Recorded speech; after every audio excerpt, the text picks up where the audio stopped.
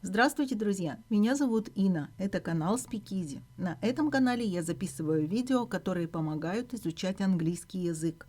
Мы продолжаем читать роман «Переводчица» The Interpreter by Charles Randolph, Part 8. В этой части мы разбираемся с переводом. Мы будем читать и переводить, а в описании к видео я оставлю ссылки на словарь к этой части и на аудиозапись. Не забудьте поддержать это видео своими лайками и комментариями. Итак, читаем и переводим по предложениям.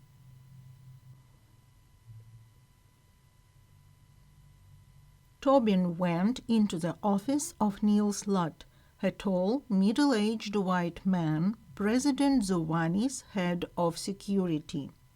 Тобин зашел в кабинет Нильса Лада, высокого, белого мужчины средних лет, начальника службы охраны президента Зувани. «Tell me about the interpreter», Лад said. «Расскажите мне об этой переводчице», — сказал Лад.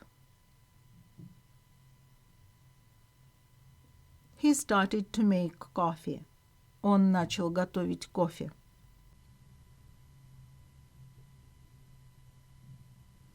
Is she lying? Is she pretty? Она врет? Она симпатичная? Tobin gave Lad some papers. Тобин дал Ладу бумаги. This is the UN's information about her. Вот информация о ней, которая имеется в ООН.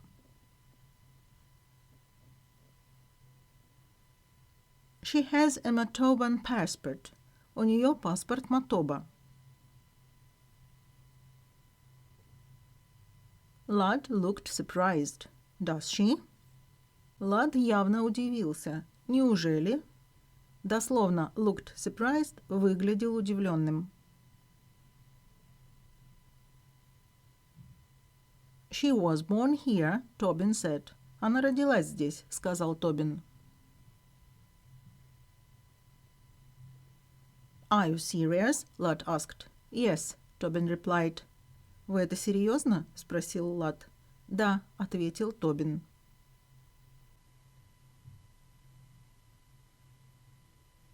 Black or white? Lad asked. Тобин looked at the coffee pot. No, thanks. Чернокожая или белая? Спросил Лад.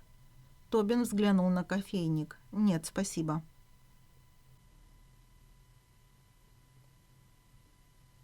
Is she black or white? Lad said angrily. White. Так она чернокожая или белая? Сердито сказал Лад. Белая. We need to find out, is she lying or not. Нам нужно выяснить, врет она или нет. That night Sylvia returned to her apartment. В тот вечер Сильвия вернулась в свою квартиру. It was small and colorful, with African masks and photos on the walls.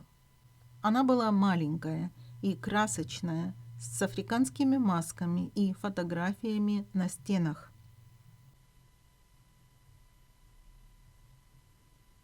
She lifted the phone, then put it down. Выражение lifted the phone дословно переводится «подняла телефон». Переведем предложение по контексту. Она подняла трубку телефона, а потом положила ее обратно.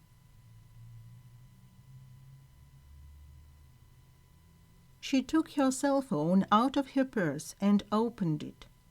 Она достала свой мобильный из сумочки и открыла его. Then she closed it and put it in her pocket. Потом она закрыла его и положила в свой карман.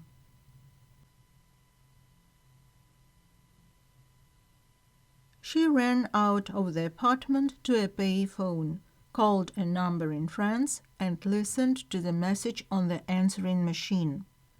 Она выбежала из квартиры и направилась к телефону-автомату. Набрала номер во Франции и прослушала сообщение на автоответчике. This is Brulé. Leave a message. Это Бруле. Оставьте сообщение. Philip, it's Sylvia. I must talk to you. Филипп, это Сильвия. Я должна поговорить с тобой. Can you call me? No, don't call me. I'll call you later. Ты можешь позвонить мне? Нет, не звони мне, я перезвоню тебе позже сама.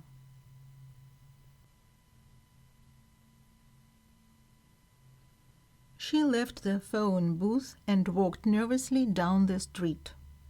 Она вышла из телефонной кабинки и пошла нервно по улице. There was a young black man behind her. Позади нее был молодой чернокожий мужчина.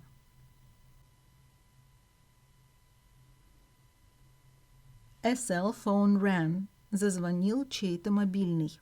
Неопределенный артикль указывает на то, что это речь идет не о мобильном телефоне Сильвии. Потому что если бы речь шла о ее мобильном телефоне, был бы использован определенный артикль «the», потому что о ее мобильном телефоне уже шла речь. И по правилам английского языка был бы использован определенный артикль «the». Но здесь, как мы видим, неопределенный артикль. Это значит, что этот телефон мобильный для нее, а также и для нас, неизвестный. А поэтому мы можем при переводе сказать чей-то мобильный телефон, то есть какой-то мобильный телефон. The young man stopped and pulled his phone out of his pocket. Hi, Mom, he said. Парень остановился и вытащил телефон из своего кармана. «Привет, мама», — сказал он. Dot watched from across the street as she spoke into her phone to the young black man. Дот наблюдала или смотрела через улицу, пока она разговаривала по своему телефону с тем самым молодым чернокожим мужчиной.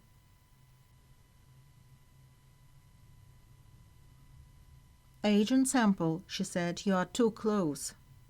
Агент Sample, сказала она, вы слишком близко приблизились.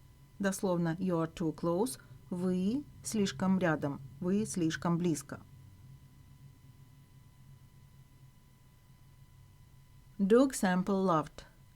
Doug Sample рассмеялся. Yes, Mom, things are okay.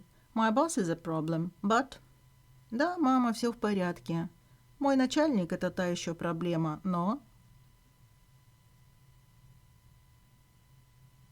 Sylvia smiled. Сильвия улыбнулась. He was just another worker walking home.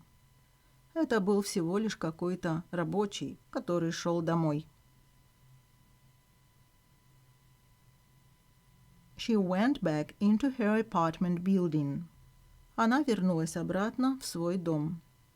Apartment building – многоквартирный дом.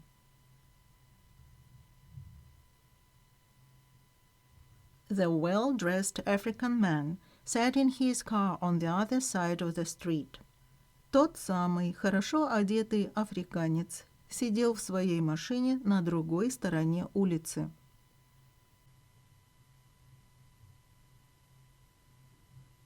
He watched Sylvia, Dot and Doug Sample.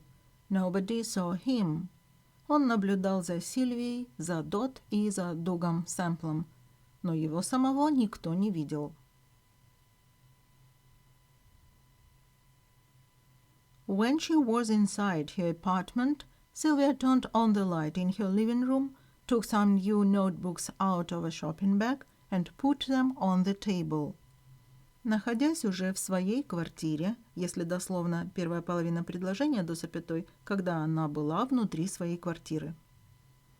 Сильвия включила свет в гостиной, достала новые тетрадки или блокноты или записные книжки из сумки и положила их на стол.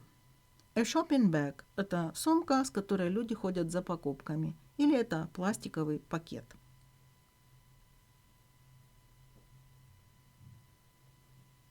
She wrote an address on a large envelope and put the notebooks inside the envelope. Она написала адрес на большом конверте и положила эти тетрадки в этот конверт.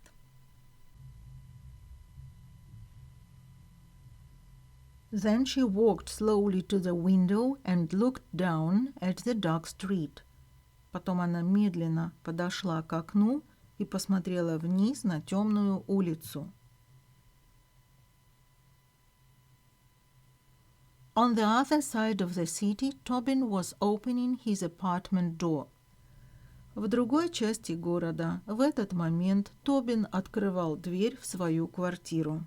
Мы знаем, что действие происходило именно в тот момент, благодаря времени, которое здесь использовано. Past Continuous Tense. В одном из последних комментариев меня уже попросили рассказать об этом времени, так что следующее видео по грамматике будет посвящено как раз вот этому времени. Past Continuous Tense. Продолжаем дальше. He went into the living room and looked at the photos on the wall. Он прошел в гостиную и посмотрел на фотографии на стене. He and his wife were eating, sailing, laughing. Переводим по контексту. На фотографиях он был со своей женой. Они ели, ходили под парусами, смеялись. There was a big picture of his wife dancing. На одной большой фотографии его жена танцевала.